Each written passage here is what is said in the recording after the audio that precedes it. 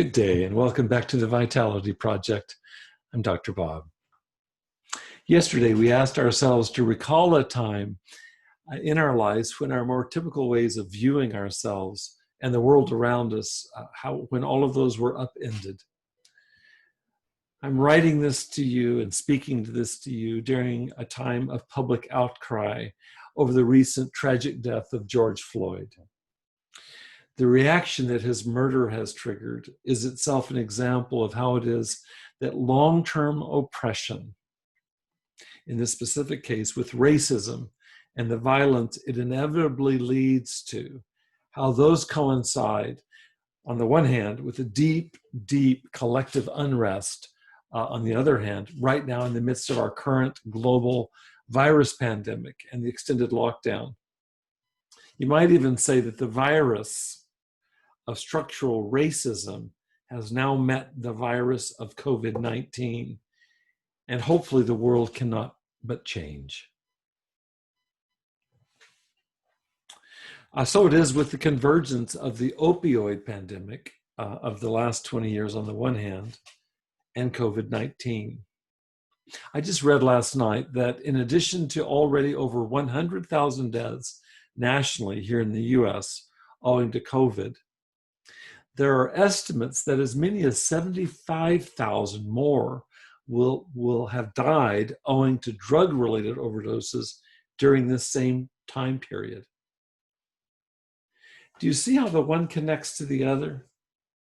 Just as with the public outcry over racist violence connects to the COVID crisis, the convergence of these events, so it is with the opioid epidemic, as it's inflamed, literally inflamed by COVID. In terms of this latter connection, we've got two overlapping, hugely tragic pandemics. And I want you to think back to earlier conversations. We've had a number of them here at the Vitality Project of just exactly how it is that stress is the #1 trigger for all addictive behaviors, including with opioid drugs like heroin and fentanyl and prescription painkillers. So if we cut straight to the chase, let me ask you a question. Can you think of any time in human history when virtually every individual on our entire planet is any more stressed than right now? I think this is where that 30,000-foot view that we were talking about yesterday, I think it can really help here. And then all we're left to do is to do what I think of as just the beyond horrific math of looking at this level of stress, realizing that stress is the #1 trigger for relapse to serious addiction. And there it is. For today, what I'd like you to do is pause and take note of, first of all, the universality of the stress that we're all undergoing on this planet. And then next, imagine that there are 25% of people on this planet who have already been struggling with addiction to substances like alcohol, nicotine, and the opioids, all of which in addictive quantity are deadly. They're killers.